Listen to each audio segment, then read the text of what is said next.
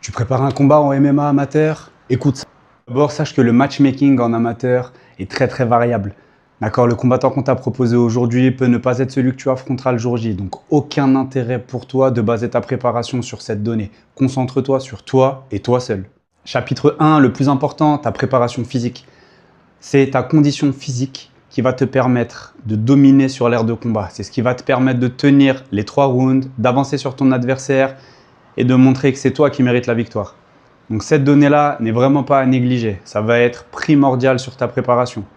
Plus on est loin de ton combat, plus ta préparation physique peut être générale, à base d'ergo, de musculation, et plus on va se rapprocher de la date de ton combat, plus ta préparation doit être spécifique, vraiment adaptée à ton sport, à ta discipline, donc le MMA. N'hésite pas à me dire en commentaire si tu veux une vidéo spécifique sur la préparation où je pourrais te donner une méthode qui te permet d'être une véritable machine de guerre sur 3 fois 3 minutes. En second plan, la donnée à ne pas négliger, c'est ta technique.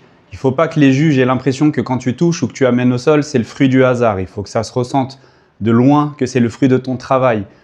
Ton cadrage, ton placement et la manière dont tu déclenches tes frappes doivent sentir la maîtrise technique auprès du public et auprès des juges arbitres.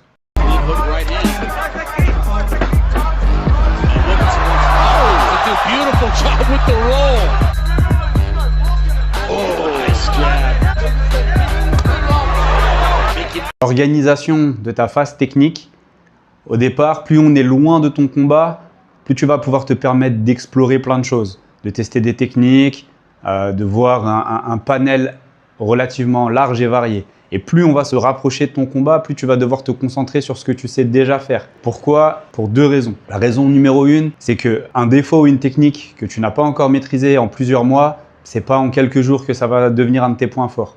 Et le second point, le fait d'aiguiser tes points forts va te permettre de quitter chacune de tes séances avec la sensation du travail accompli et surtout du travail réussi. C'est ce qui va te mettre en confiance et c'est ce qui va te permettre le jour J, dans la cage ou sur le tatami, de ressortir des choses que tu maîtrises vraiment et que tu sais appliquer. En extra, je te conseille de faire du sparring, mais de dédier ta journée sparring à cela. Je m'explique.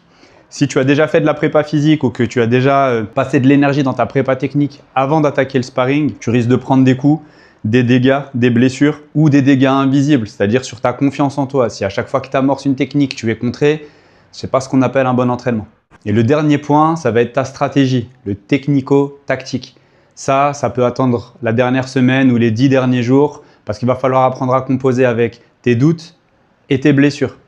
Donc, aucun intérêt de préparer une stratégie à 2 mois de ton combat. Sache que tout va changer. C'est un peu comme l'adversaire dont on parlait en tout début de vidéo. Donc, pour résumer, les 2 tiers de ta préparation seront basés sur ta prépa physique, à base de fractionnés par exemple. N'hésite pas à me dire en commentaire si tu veux une vidéo complète sur la préparation physique des athlètes MMA pour les combattants amateurs. Puis, une préparation technique assez large et globale au départ. Et plus on se rapproche de ton combat, plus tu viens te spécialiser sur les choses que tu maîtrises et que tu aimes faire. Non mais, l'ouragan. D'ailleurs, dis-moi en commentaire quelle est ta technique préférée et l'imparable que tu sors à chaque entraînement. Puis, session sparring avec un maximum de lucidité, de concentration pour pouvoir profiter pleinement de l'exercice.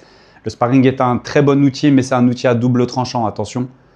Et enfin, pour terminer ta préparation sur les derniers jours, le technico-tactique, qui va te permettre de mettre en place une stratégie que tu appliqueras le jour J avec ton coach. Voilà, maintenant tu as tous mes conseils pour préparer ton combat de MMA amateur. N'hésite pas à t'abonner pour avoir plus de vidéos comme celle-ci. Dans les prochaines vidéos, on rentrera plus en détail sur ta préparation physique et ta préparation technique avec les combos gagnants. Alors reste connecté.